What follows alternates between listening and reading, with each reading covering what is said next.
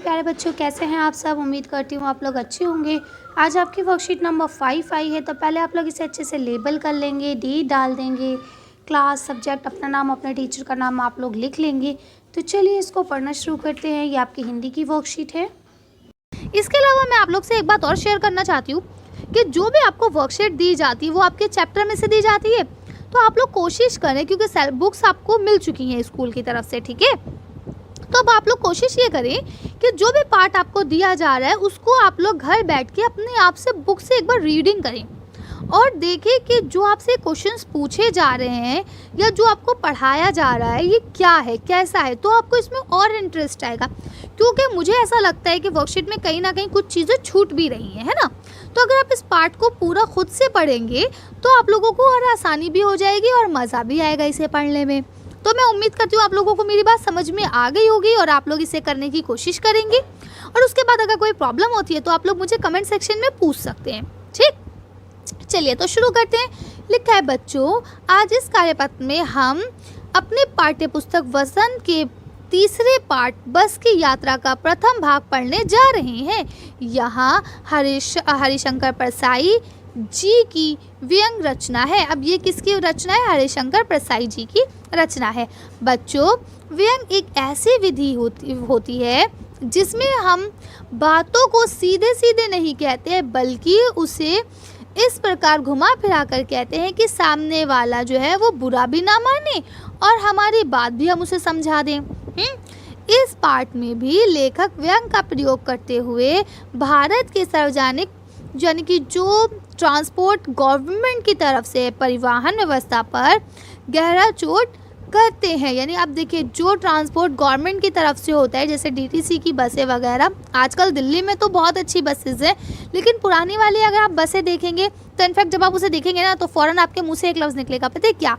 ये तो डिब्बा बसें हैं, है ना, ठीक। लेकिन अब कितनी अच्छी आ गई हैं, पहले ज़माने में इतनी अच्छी नहीं हुआ करती थी। तो ये उसी चीज़ को बता रहे हैं। आइए पार्ट को पढ़ते हैं और समझने की कोशिश करते हैं, समझते हैं। चलिए देखते हैं क्या है इस पार्ट में।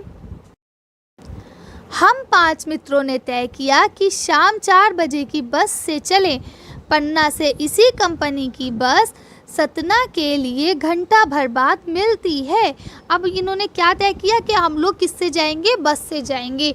और बस मिलती है और वो क्या करती है, जो जबलपुर की ट्रेन मिला देती है। यानी कि उसके बाद बस से बैठो तो घंटा भर बाद यहाँ से बस मिलेगी और उसके बाद वो हमें जबलपुर के लिए जो ट्रेन है वहाँ तक छोड़ देगी। सुबह घर पहुँच जाएंगे।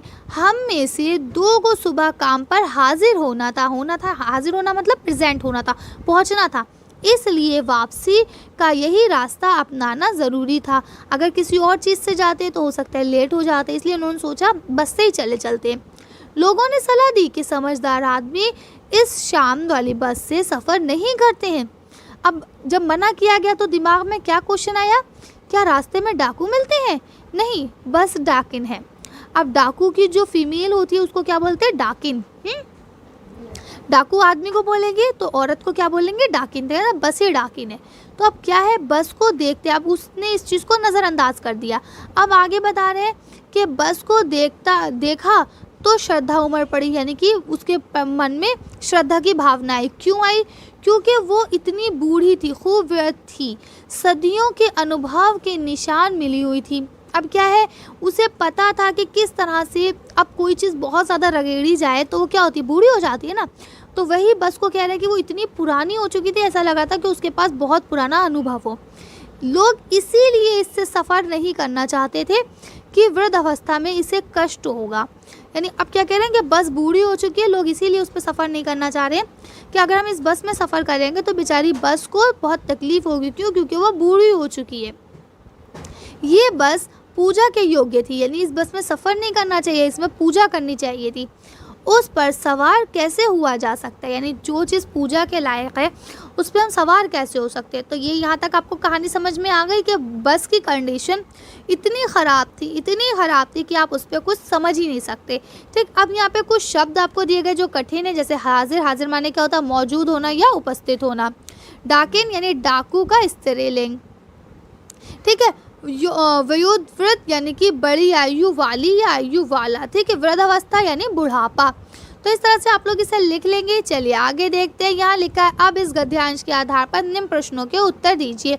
अब जो आपको निम्नलिखित प्रश्न यानी नीचे जितने भी प्रश्न लिखे गए हैं इन सब के आपको आंसर देने हैं। तो अब आपका पहला प्रश्न क्या है, लेखक ने बस से यात्रा करने का निर्णय क्यों लिया। अब लेखक ने बस से यात्रा करने का निर्णय क्यों लिया होगा, अब आपको बताना है। चलिए इसका आंसर देख लेते हैं हम लोग। इसका आंसर यहाँ से लिखेंगे कि लेखक ने बस से यात्रा करने का निर्णय इसलिए किया क्योंकि उनमें से 2 दोस्तों को काम पर जाना था कल। अगर वो किसी और चीज़ का इंतज़ार करते तो उनको देरी हो जाती और फिर वो काम पे नहीं जा पाते, इसीलिए उन्होंने बस से जाने का निर्णय लिया। चलिए नेक्स्ट क्वेश्चन देखते हैं। यह आपका अगला क्वेश्चन यानी प्रश्न नंबर 2 है, लोगों ने यात्रा के संबंध में लेखक को क्या सलाह दी और क्यों दी। यानी जब वो यात्रा कर रहे थे उन्होंने सोचा था कि हमें जाना है, तो लेखक को लोगों ने क्या कहा, किस चीज़ से जाना चाहिए, किससे नहीं जाना चाहिए, और जिससे जाने को मना किया तो क्यों मना किया, इसके बारे में हम लोग देखते हैं। चलिए आंसर देख लेते हैं इसका। तो आप इसका आंसर यहाँ से लिखेंगे कि लोगों ने सलाह दी कि समझदार आदमी इस शाम वाली बस से सफ़र नहीं करते हैं। क्यों नहीं करते, ऐसा इसलिए कहा होगा क्योंकि बस की जो हालत थी वो बहुत ज़्यादा ख़राब थी और रास्ता भी कुछ ख़ास अच्छा नहीं था। रास्ता भी ख़राब था और बस की हालत भी ख़राब थी। ठीक है, इस वजह से लोगों ने मना किया होगा। चलिए अगला क्वेश्चन देख लेते हैं हम लोग।